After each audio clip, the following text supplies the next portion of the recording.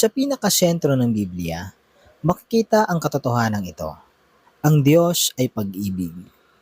Ang buong kasaysayan ng sanlibutan ay patunay na pag-ibig ng Diyos sa kanyang mga nilikha.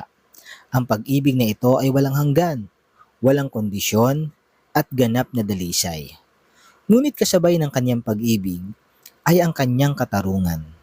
Isang katarungang naglalayong itama ang kamalian, alagaan ng mga naapi, at ipakita ang katwiran. Sa unang aklat ni Juan ay sinabing, ang Diyos ay pag-ibig. Ang katotohanan ito ay hindi lamang teorya, kundi karanasan. Sa buong kasaysayan ng tao, ipinakita ng Diyos ang kanyang pag-ibig sa maraming paraan. Una, ang paglikha. Sa simula pa lamang, nilikha ng Diyos ang mundo na may perpektong layunin upang magbigay ng tahanan para sa tao at magpakita ng kanyang kalwalhatian. Sa Genesis chapter 1 verse 31, sinabi, at nakita ng Diyos ang lahat ng kanyang ginawa at narito, napakabuti nito. Hindi lamang tayo nilikha ng Diyos, kundi ginawa niya ito ng may pag-ibig. Ang bawat detalye ng mundo mula sa araw at buwan hanggang sa hininga ng buhay ay patunay ng kanyang malasakit sa atin. Pangalawa, ang kanyang pakikitungo sa Israel. Sa kabila ng paulit-ulit na pagsuway ng Israel, hindi sila iniwan ng Diyos. Sa Deuteronomy chapter 7 verse 7 to 8, sinabi na, hindi dahil sa inyong dami, kaya kayo inibig ng Panginoon at pinili, sapagkat kayo ang pinakamaliit sa lahat ng bayan, kundi dahil sa pag-ibig ng Panginoon sa inyo at sa kanyang pangakong tinupad niya sa inyong mga ninuno. Isipin ng isang magulang na paulit-ulit na nagpapatawad sa anak sa kabila ng mga pagkakamali nito. Ganito ang pag-ibig ng Diyos, matatag, walang sawang nagmamalasakit.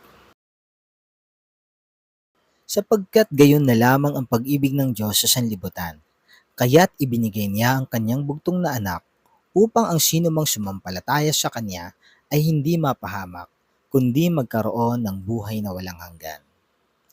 Ang talatang ito, ang buod ng Ebanghelyo. Ang pag-ibig ng Diyos ay may mga sumusunod na katangian. Una, ito ay walang hanggan. Ang pag-ibig ng Diyos ay hindi natatapos. Sa Roma chapter 8 verse 38 to 39, sinabi ni Pablo, sapagkat natitiyak kong kahit ang kamatayan o buhay, ang mga anghel o ang mga pinuno, ang kasalukuyan o ang hinaharap, ang kapangyarihan, ang kataasan o ang kalaliman, o alinmang nilikha ay hindi makapaghiwalay sa atin sa pag-ibig ng Diyos na kay Kristo Jesus na ating Panginoon. Kahit ang isang naligaw ng landas ay maaaring bumalik at maranasan ang pag-ibig ng Diyos. Ang kwento ng alibugang anak sa Lucas chapter 15 verse 11 to 32 ay patunay nito. Ang pangalawang katangian ng pag-ibig ng Diyos, ito ay mayroong katarungan. Ang pag-ibig ng Diyos ay hindi nangangahulugan ng pagpapabaya sa kasalanan.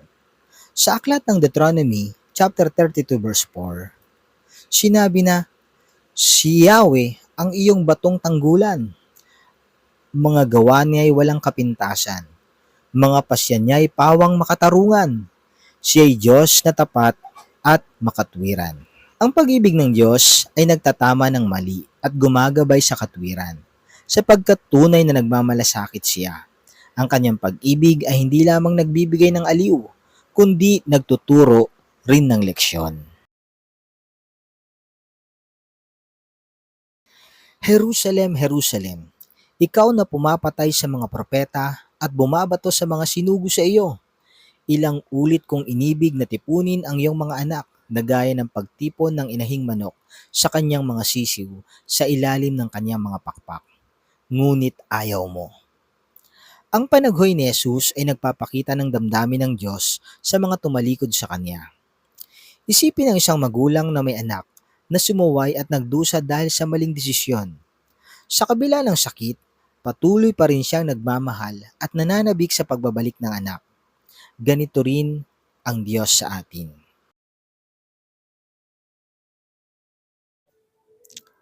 Ako'y maawa sa sino man na ibig kong kahabagan at ako'y mahabag sa sinuman na ibig kong kahabagan. Ang Diyos ay hindi nagpapakita ng pagkiling. Ang kanyang habag ay abot sa lahat, maging sa pinakamabigat ang kasalanan. Ang kwento ni Zacchaeus sa Lucas chapter 19 verse 1 to 10 ay patunay ng pag-ibig ng Diyos sa mga itinuturing na makasalanan. Sa kabila ng pagiging isang maniningil buwis at itinuturing na taksil ng lipunan, pinili ni Jesus na makipag-usap sa kanya at bigyan siya ng bagong simula.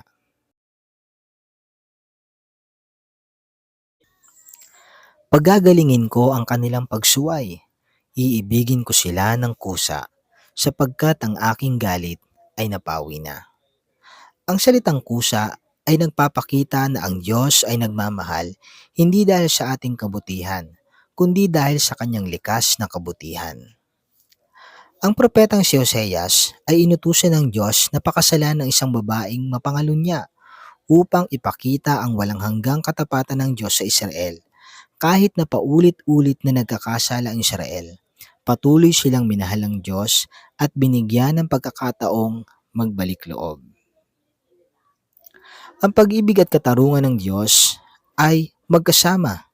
Hindi niya kinukonsinte ang kasamaan, ngunit laging bukas ang kanyang puso sa nagsisisi. Siya ang kabayaran ng ating mga kasalanan at hindi lamang para sa ating mga kasalanan, kundi para rin sa kasalanan ng buong sanlibutan. Ang krus ang perpektong halimbawa ng pagkakaisa ng pag-ibig at katarungan ng Diyos. Sa pamamagitan ng sakripisyo ni Jesus, nagkaroon ng katuparan ang katarungan ng Diyos at napamalas ang kanyang walang hanggang pagmamahal. Ang tanong ni Jesus kay Pedro na iniibig mo ba ako ay tanong din ng Diyos sa bawat isa sa atin. Ang ating sagot ay makikita hindi lamang sa ating mga salita, kundi sa ating mga gawa. Iniibig tayo ng Diyos ng kusa, malaya at walang kondisyon. Ang tanging nararapat nating gawin ay tanggapin ang pag-ibig na ito, ipamuhay ito at ibahagi sa iba. Maraming salamat sa iyong panonood at pakikinig. Hanggang sa muli. God bless.